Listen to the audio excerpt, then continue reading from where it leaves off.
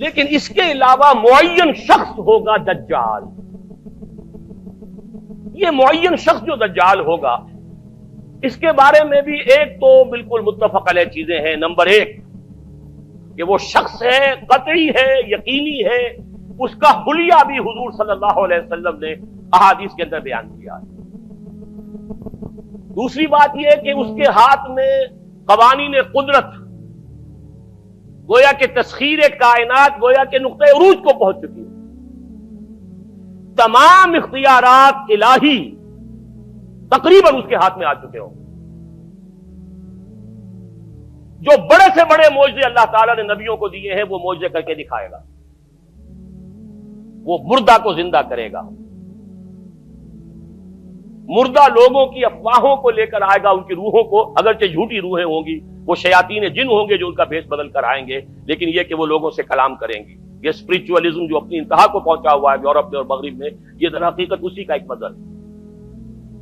وہ کھلے بیابان کو کہے گا جہاں بالکل ٹکیل جو ہے وہ صحرا تھا، گل و گلزار کر دے گا جب چاہے گا، جب چاہے گا، جہاں چاہے گا بارش برسائے گا. فاصلہ اس کے لیے بے معنی ہوگا. اس کی سواری وہ ہوگی کہ جس کے دونوں کانوں کے درمیان فاصلہ 80 ہاتھ کا ہوگا.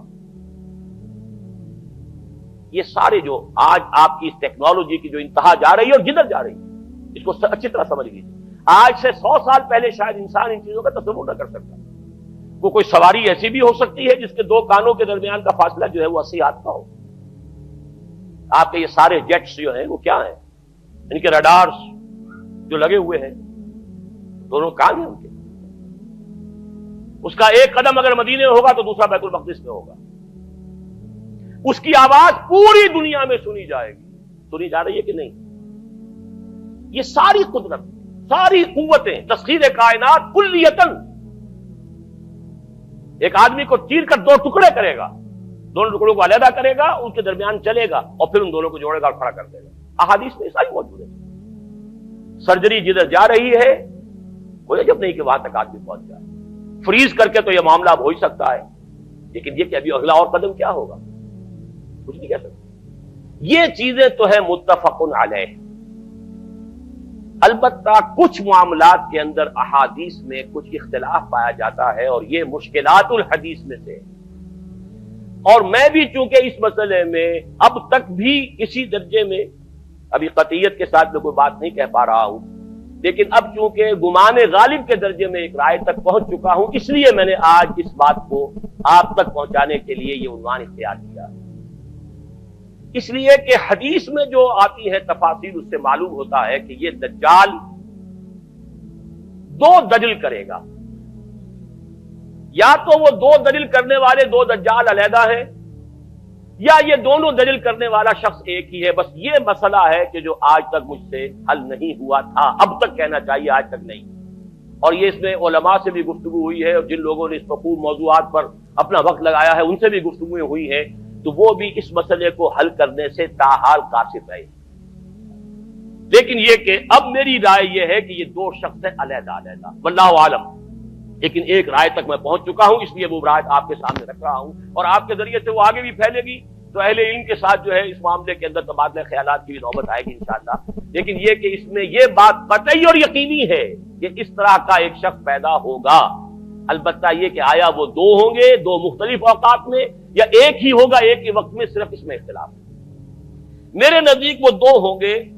ایک وہ شخص جو جھوٹا مسیح ہونے کا دعویٰ کرے گا، المسیح الدجال. جیسے حضور نے فرمایا میری امت میں 30 دجال اٹھیں گے جو نبی کا دعویٰ کریں گے، جن میں سے 5-6 تو حضور کے اپنے زمانے میں اور آپ سے متصل اٹھ کھڑے ہوئے تھے. بعد میں محمد علی باب ہو، بہاء اللہ ہو، قادیانی، اور نہ معلوم کہاں کہاں کون کون اٹھے ہوں گے، واللہ عالم. اسی طریقے سے ایک شخص مسیح ہونے کا دعویٰ کر کے کھڑا ہوگا، یہودی ہوگا. یہ ہے اصل میں وہ شے.